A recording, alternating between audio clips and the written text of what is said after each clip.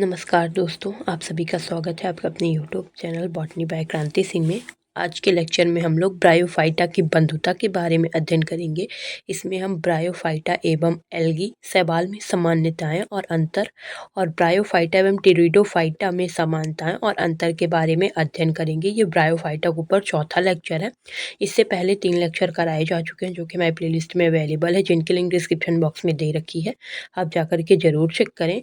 और इस लेक्चर का पीडीएफ हमारे टेलीग्राम चैनल में अवेलेबल है, जिनकी लिंक डिस्क्रिप्शन बॉक्स में दे रखी है। आप जाकर के ज़रूर देखें। तो चलिए आज के टॉपिक में आगे बढ़ते हुए अध्ययन करते हैं। ब्रायोफाइटा की बंधुता।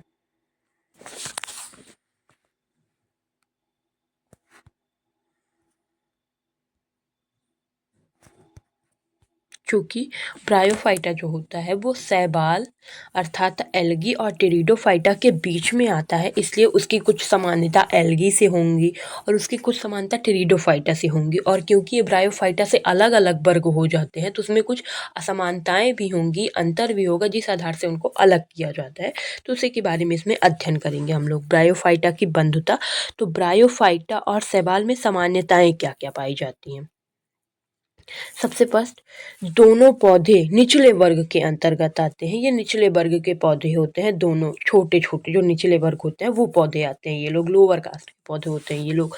और दूसरा है, इनमें जड़, तना और पत्तियां का पूर्ण विकास नहीं होता है। ना तो ब्रायोफाइटा में होता है ना तो शैवाल में होता है। शैवाल में तो बिल्कुल भी नहीं होता, ब्रायोफाइटा में थोड़ा थोड़ा हो भी जाता है लेकिन पूर्ण विकसित नहीं होता है। बॉटनिकल रूप से उसे सही संरचना नहीं मानी जाती है। और दोनों में क्लोरोफिल पाया जाता है, जिससे ये प्रकाश संश्लेषण की क्रिया करते हैं और अपना भोजन बनाते हैं, क्योंकि शैवाल भी करते हैं और ब्रायोफाइटा भी करते हैं। और इनमें बीज नहीं बनते हैं बल्कि स्पोर यानी कि बीजाणुओं द्वारा प्रजनन होता है। इसमें बीज नहीं बनते हैं बल्कि स्पोर्स बीजाणुओं द्वारा प्रजनन पाया जाता है। दोनों में ही ये दोनों में ही सामान्यताएं हो जाती हैं। और संवहन तंत्र विकसित नहीं होते हैं।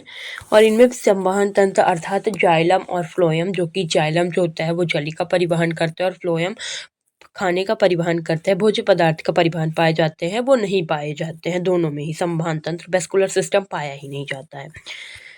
और निषेचन के लिए पानी की आवश्यकता होती है। निषेचन के लिए दोनों को ही पानी की आवश्यकता होती है। इसमें जलीय और स्थलीय दोनों प्रकार के पौधे पाए जाते हैं।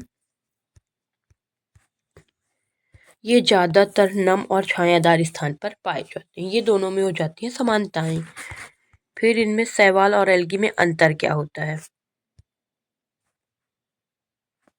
सबसे फर्स्ट आता है, मुख्य रूप से जल में पाए जाते हैं। शैवाल मुख्यतः जल में पाए जाते हैं, लेकिन ब्रायोफाइटा को पादप जगत का उभयचर भी बोला जाता है, इसलिए ये एक निषेचन करने के लिए जल में जाता है। उससे मोस्टली पाया जाता है भूमि पर। बस इसको निषेचन करने के लिए, फर्टिलाइजेशन करने के लिए जल की आवश्यकता होती है और ये मुख्य रूप से भूमि पर ही रहता है। लेकिन शैवाल मुख्य रूप से जल में पाया जाता है।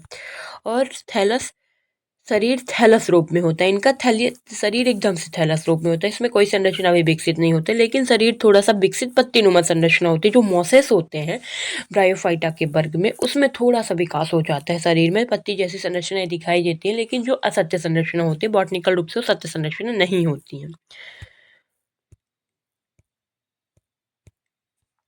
और थर्ड है, वेस्कुलर टिश्यू बिल्कुल नहीं होते हैं। इसमें तो वेस्कुलर टिश्यू एक भी नहीं पाया जाता, जाइलम और फ्लोएम में एक भी नहीं पाए जाते, लेकिन इसमें कुछ हद तक कुछ कोशिकाएं होती हैं जो इसका काम करती हैं, तो वो विकसित हो जाती हैं कुछ हद तक। लाइक सबसे बड़े वाले वर्ग में मोसेस में ऐसा होता है। और इसमें जैसी संरचना इस यहाँ पर होगा जड़ जैसी संरचना, यहाँ पर गलती से जड़ नहीं लिखा गया है तो सॉरी। इसमें जड़ जैसी संरचना भी नहीं होती है, लेकिन इनमें राइजोइड्स नामक जड़नुमा संरचना होती है, जो कि पौधों को चट्टानों पर उगते हैं, क्योंकि ये तो उसको पकड़ने में मदद करती है और जल और खनिज लवणों का शोषित करने में मदद करती है। तो यहाँ पर जड़ जरूर लिख ले। इसमें जड़ जैसी संरचना नहीं होती, इसमें राइजोइड्स नामक जड़नुमा संरचना होती है। और इनका जीवन चक्र एकदम सरल होता है और इनका जीवन चक्र थोड़ा सा जटिल हो जाता है। यही इनमें कुछ अंतर हो जाते हैं। फिर ब्रायोफाइटा और टेरिडो, ये भी गलत लिखा हुआ है,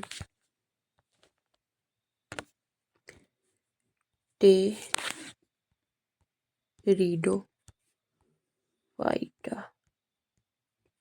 टेरिडोफाइटा से लिख लीजिएगा थोड़ा तो। टेरिडोफाइटा दोनों में संवहन ऊतक पूरी तरह विकसित नहीं होते हैं। दोनों में ही संवहन ऊतक पूरी तरह विकसित नहीं होते हैं, बस कुछ चंद कोशिकाएं निकल आती हैं थोड़ी बहुत। और दोनों नम और छायादार स्थान में पाए जाते हैं, ब्रायोफाइटा भी और टेरिडोफाइटा में।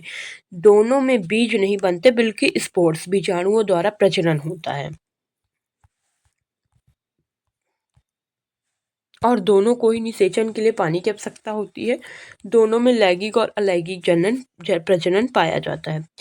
और ब्रायोफाइटा और टेरिडोफाइटा में अंतर क्या क्या होता है? तो सबसे पहले ब्रायोफाइटा ये अर्धस्थलीय पौधा होता है। ये अर्धस्थलीय होता है क्योंकि इसको जब प्रजनन करना होता है, फर्टिलाइजेशन करना होता है, निषेचन की क्रिया करना होता है, इसको जल की आवश्यकता होती है, इसलिए इसको अर्धस्थलीय पौधा यानी कि पादप जगत का उभयचर भी बोला जाता है।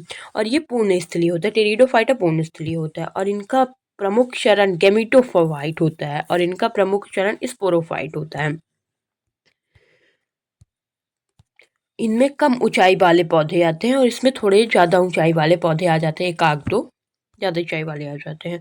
और इनमें बीजाणु युक्त संरचनाएं सरल होती है, जो भी बीजाणु युक्त संरचना सरल, लेकिन इसमें बीजाणु कोष युक्त संरचनाएं थोड़ी सी जटिल हो जाती है। जैसे जैसे शैवाल सबसे सरल होता है, फिर ब्रायोफाइटा उससे थोड़ा सा बड़ा हुआ, थोड़ा सा कठिन हुआ, फिर उसके बाद टेरिडोफाइटा वो थोड़ा सा और बड़ा होगा। तो जैसे जैसे ये बढ़ते जाएंगे वैसे वैसे इसमें संरचना विकसित होती जाएगी और ये जटिल होते जाएंगे।